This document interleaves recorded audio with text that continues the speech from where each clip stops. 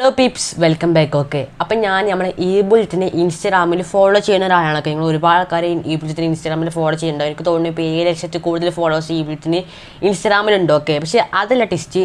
ഇന്ന് രാവിലെ ഈ ഒരു സ്റ്റോറി ഞാൻ കണ്ടു. ഓക്കെ, സ്റ്റോറി എന്ന് പറയുന്നത് അവരുടെ സ്റ്റോറി എന്ന് പറഞ്ഞാൽ വീഡിയോ മോഡിഫിക്കേഷൻ, അത് ഇത് ടയറ് പഞ്ചറ് അങ്ങനെ ആയിരിക്കും. ഓക്കെ, പക്ഷേ ഇന്നത്തെ സ്റ്റോറി എന്ന് പറയുന്നത് കുറച്ച് വ്യത്യസ്തമായൊരു സ്റ്റോറി ആയിരുന്നു. നമ്മൾ കഴിഞ്ഞ വീഡിയോയിൽ അവർ പറയുന്നതിന് സംബന്ധമായൊരു സ്റ്റോറി ആയിരുന്നു. ആ സ്റ്റോറി ഞാൻ കാണിച്ചു തരാം, എന്നിട്ട് നമുക്ക് വീഡിയോയിലോട്ട് പോകാം. ഓക്കെ, അപ്പോൾ സ്റ്റോറി എന്തൊക്കെയാണെന്ന് വെച്ചാൽ, എല്ലാത്തിനും ഉള്ള മറുപടിയും ആയി ഞങ്ങൾ ഉടൻ വരുന്നു, ഇനി ഈ തട്ടിപ്പു സമ്മതിക്കില്ല എന്നാണ് ഫസ്റ്റ് സ്റ്റോറി. ഓക്കെ, രണ്ടാമത്തെ സ്റ്റോറി നോക്കുകയാണെങ്കിൽ കുറച്ച് ലോങ് ആണ്. ഒരു കാര്യം കൂടെ പറയാൻ ആഗ്രഹിക്കുന്നു. ഞങ്ങൾക്ക് ഒരു പ്രശ്നം ഉണ്ടായപ്പോൾ ഞങ്ങളെ സ്നേഹിക്കുന്ന ആളുകൾ ഞങ്ങളെ സപ്പോർട്ട് ചെയ്തപ്പോൾ അവരെ പാൽക്കുപ്പിനെ വിളിച്ചു കളിയാക്കി. അവരാണ് മിക്ക ആൾക്കാരും. എന്നാൽ ഇനി അവരവർക്ക് ഈ പ്രശ്നം വന്നപ്പോൾ എല്ലാവരും കൊള്ളുന്നുണ്ട്. Okay, next.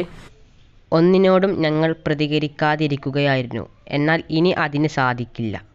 ഈ രണ്ട് സ്റ്റോറിയാണ് അവരിട്ടത്. ഓക്കെ, അതായത് സംഭവമൊക്കെ എല്ലാവർക്കും പറഞ്ഞ പോലെ തന്നെ നമ്മൾ ഈബിൾജിൻ്റെ നെപ്പോളിയൻ പറഞ്ഞ എനിക്ക് നോമ്പാണ്. ഓക്കെ, നോമ്പാണ് എന്നെ കുറച്ച് പതുക്കെ പറയണം. അപ്പോൾ ഈബിൾജിൻ്റെ നെപ്പോളിയൻ പറഞ്ഞ ആ ഒരു വണ്ടി കുറച്ച് ഒരു 8-9 മാസമായിട്ട് ഇപ്പോഴും അവർക്ക് തിരിച്ച് കിട്ടിയിട്ടില്ല. ഓക്കെ, സാധാരണ രീതി നോക്കുകയാണെങ്കിൽ ഒന്നെങ്കിൽ ഫൈൻ അടിച്ചുകൂടാ, അല്ലാന്നുണ്ടെങ്കിൽ വണ്ടി പിടിച്ചിട്ടിട്ട് അതിൻ്റെ ആ ഒരു മോഡിഫിക്കേഷൻ ചെയ്ത ഭാഗങ്ങളൊക്കെ അയച്ച് മാറ്റിയിട്ട് തിരിച്ച് കൊടുക്കലാണ്ട് പതിവ്. ഓക്കെ, സാധാരണ അങ്ങനെ തന്നെയാണ്. ഓക്കെ, പക്ഷേ ഇവരുടെ വണ്ടി മാത്രം തിരിച്ച് കൊടുക്കണില്ല.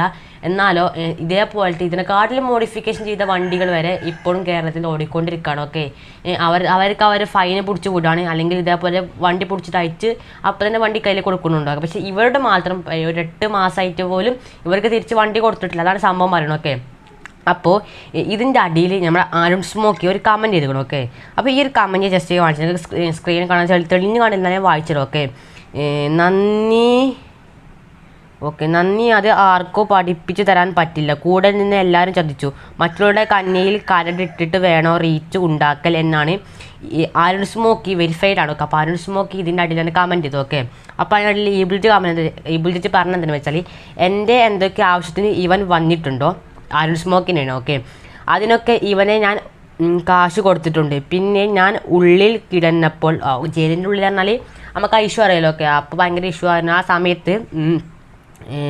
കിടന്നപ്പോൾ ഓക്കെ, റീച്ച് ഉണ്ടാക്കാൻ വേണ്ടിയാണ് ഇവിടെ വന്നത്, അല്ലാതെ എന്നോടുള്ള സ്നേഹം കൊണ്ടല്ല. അവിടുന്ന് ഇവിടെ വന്നതിന് എണ്ണക്കാശ് ചോദിച്ചു. അവൻ എണ്ണക്കാശ് ചോദിച്ചു. കൂടുതൽ എന്നെ കൊണ്ട് പറയിപ്പിക്കരുത്, ഇരിക്കുന്നതാണ് നല്ലതൊക്കെ. അതായത് നമ്മുടെ ഈബിൾ തെറ്റാർ അപ്പോൾ വീടിൻ്റെ ഇഷ്യൂ ആയിട്ട് ഇങ്ങനെ നടന്നപ്പോൾ നമുക്കറിയില്ല, ന്യൂസിലും 24 ന്യൂസ്, ഏഷ്യൻ ന്യൂസ്, എല്ലാ ന്യൂസിലും അതിനായിരുന്നു. ഓക്കെ, അപ്പോൾ ആ ഒരു സമയത്ത് പുറത്തുള്ള കാര്യങ്ങൾ നോക്കി നമ്മൾ അരുൺ സ്മോക്കിക്കായിരുന്നു, മച്ചാനായിരുന്നു. അപ്പോൾ അരുൺ സ്മോക്കി പറയുകയാണെങ്കിൽ നിരന്തരം വീഡിയോസ് അപ്ലോഡ് ചെയ്തു. ആ സമയത്ത് ഞങ്ങൾ ഈബിളിറ്റ് അങ്ങനെ ഇങ്ങനെ അപ്ഡേഷൻ പറഞ്ഞാണ്ട് നിരന്തരം വീഡിയോസ് അപ്ലോഡ് ചെയ്തു. അതിനൊക്കെ 1 മില്യൺ മുകളിൽ വ്യൂസൊക്കെ ഓരോരോ വീഡിയോസിന് ലോങ് ആയിട്ട് വീഡിയോസിനൊക്കെ ഉണ്ട്. ഓക്കെ, എന്നിട്ട് കുറേ നേരെ യാത്ര ചെയ്തിട്ടൊക്കെ അവിടെ എത്തിക്കെത്തി. കാരണം ഈബിളിറ്റിൻ്റെ കേസുകൊണ്ട് കുറച്ച് ദൂരെയാണല്ലോ. അപ്പോൾ ആ ഒരു സ്ഥലം വരുത്തിയതൊക്കെ.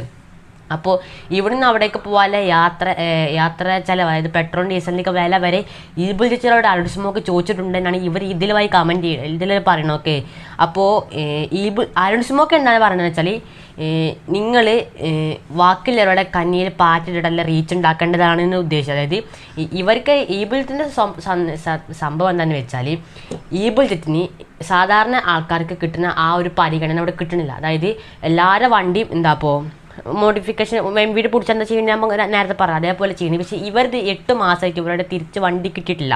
അപ്പോൾ ഇതിനെതിരെ ഞങ്ങളിന്ന് മിണ്ടാതിരിക്കില്ല, ഞങ്ങൾ എല്ലാ സത്യങ്ങളും തുറന്നു പറയില്ല, ഞങ്ങളിന്ന് അമർന്നിരിക്കില്ല, അല്ലെങ്കിൽ വെറുതെ ഇരിക്കില്ല എന്നാണ് അവരുടെ സ്റ്റോറി. അപ്പോൾ ആ സ്റ്റോറിക്കടിയിൽ അരുൺ സ്മോക്കി കൊടുത്ത കമൻറ്റിന് തിരിച്ചവർ കൊടുത്താണ്. അരുൺ സ്മോക്കി തന്നെ കമൻറ്റ് തന്നെ വെച്ചാൽ അരുൺ സ്മോക്കിക്കും കുറച്ച് വേദന. കാരണം അരുൺ സ്മോക്കിൻ്റെ ഭാഗത്താണ് കുറച്ച് തെറ്റെന്ന് വേണമെങ്കിൽ പറയാം. കാരണം എല്ലാവർക്കും ഒരു നിയമം പോലെ വരണ്ടേ നമ്മുടെ കേരളത്തിൽ. ഇവിടുത്തെ വേറെ നിയമം, കാശുള്ള വേറെ നിയമം, കാശില്ലാത്തതിൻ്റെ വേറെ നിയമമൊക്കെയാണ് ഇപ്പോൾ നടക്കണമൊക്കെ.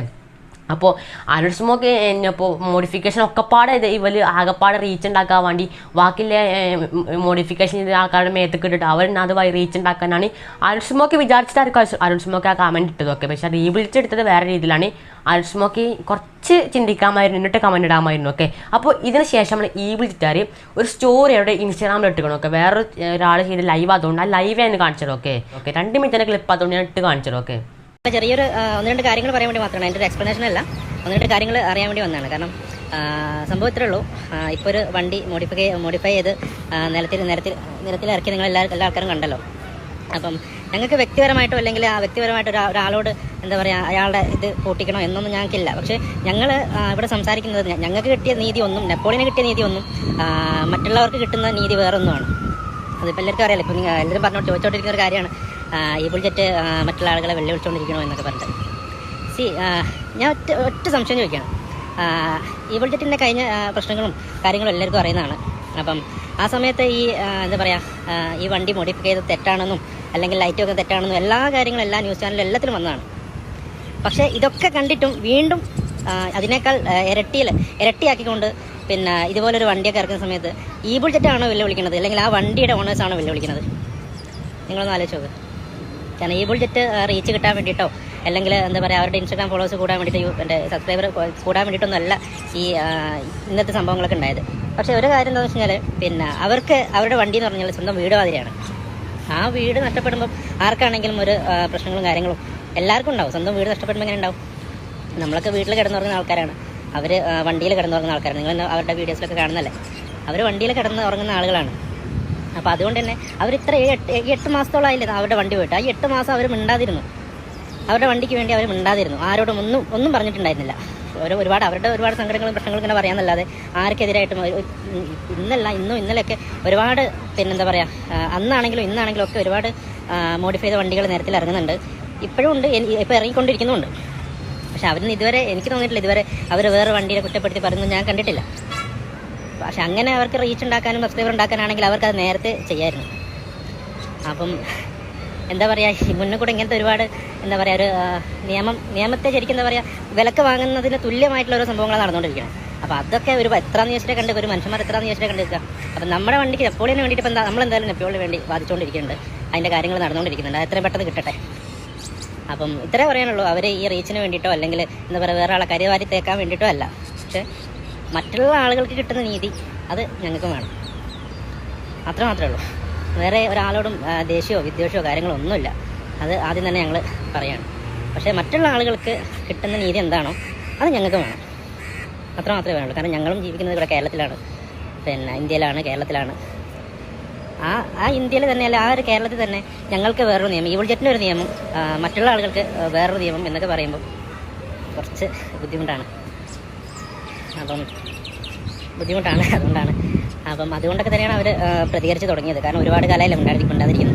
കാരണം കോടതിൻ്റെ ഇതിലുള്ള കേസായതുകൊണ്ട് അതിനെ പറ്റി ഒരുപാട് അവർ പറഞ്ഞിട്ടില്ല, ഒന്നും പറഞ്ഞിട്ടില്ല. പക്ഷേ ഇതിൻ്റെയൊക്കെ സത്യാവസ്ഥ സത്യം പറഞ്ഞാൽ എനിക്കറിയാം. ഞാൻ അന്ന് മുതൽ ഇന്ന് വരെ അവരുടെ കൂടെ ഉണ്ട്. അപ്പോൾ ഇതിൻ്റെയൊക്കെ സത്യാവസ്ഥ എനിക്ക് നന്നായിട്ട് അറിയാം. അപ്പോൾ ഇനിയുള്ള ആളുകൾ ഇത്രയേ ഉള്ളൂ. കാരണം മറ്റുള്ളവർക്ക് കിട്ടുന്ന നീതി, മറ്റുള്ളവർക്ക് എന്തൊക്കെ ചെയ്യാൻ പറ്റുന്നു അത് നമുക്ക് ചെയ്യാൻ പറ്റണം. കാരണം നമ്മളൊക്കെ ജീവിക്കുന്ന ഒരു നിയമത്തിൻ്റെ കീഴിലാണ്, അല്ലാതെ പൈസ ഉള്ളവനൊരു നിയമം പൈസ ഇല്ലാത്തവന് വേറെ നിയമം എന്ന് ഞാൻ എന്തായാലും ഇതുവരെ കണ്ടിട്ടില്ല, പഠിച്ചിട്ടില്ല, കേട്ടിട്ടില്ല.